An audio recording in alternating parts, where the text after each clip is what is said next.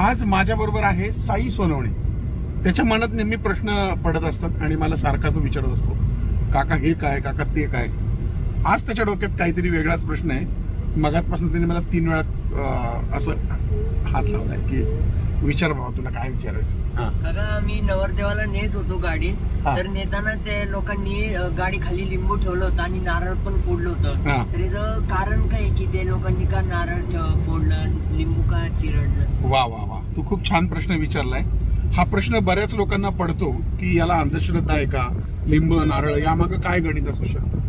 अर्थात आपल्याकडे प्रत्येक गोष्टीला चांगलं काम व्हावं आणि त्या कामामध्ये आपला बळी जाऊ नये म्हणून त्याचं प्रतीक म्हणून एक दुसरी गोष्ट बळी दिली जाते. बळी म्हणजे जनावर कापणं वगैरे हा हेतू नाहीये याच्यामध्ये. बळी म्हणजे बलवान असा त्याचा अर्थ होतो की आपल्यावर एखादी गोष्ट येऊ नये आणि ती त्या गोष्टीवर जावी म्हणून ती लिंब चाकाखाली ठेवली जातात आणि मग ती चिरडली जातात की जेणेकरून जे काही वाईट असेल तर ते त्या लिंबावर जावं. त्याचबरोबर नारळाला सीर असंही म्हटलं जातं.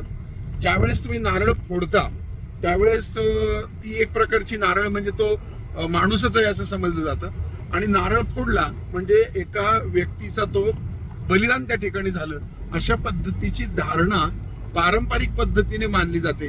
अर्थात बळीप्रथा वगैरे याचा मी काही पुरस्कर्ता नाहीये, परंतु हे प्रतिकात्मक स्वरूपामध्ये गाडीत बसलेल्या लोकांच्या जीवावर काही येऊ नये म्हणून केलेला हा एक प्रकार आहे. आता नवरदेवाच्या बाबतीतच का, नुसतंच नवरदेवाच्या बाबतीत नाही साई, तर लहान बाळ जेव्हा पहिल्यांदाच आपण घरी घेऊन येतो हॉस्पिटलमधून नवीन जन्माला आलेलं, किंवा कोणी आजारी व्यक्ती खूप आजारी आणि आता आपण परत घरी घेऊन येतोय, तेव्हा देखील अशा पद्धतीने गाडीत बसल्यानंतर त्या गाडीखाली लिंब चिरडले जातात, नारळ फोडले जातात. अर्थात यामागे ही परंपरा आहे आणि शुद्ध भावना आहे की आज गाडीत बसलेल्यांना काही होऊ नये. जर काही होणार असेल तशा प्रकारच्या वाईट निगेटिव्ह एनर्जी जर तुमच्या भोवती असून त्या तुम्हाला घेरणार असतील तर ते त्या नारळाच्या माध्यमातून, त्या लिंबाच्या माध्यमातून त्याची शांती व्हावी आणि त्रास होऊ नये.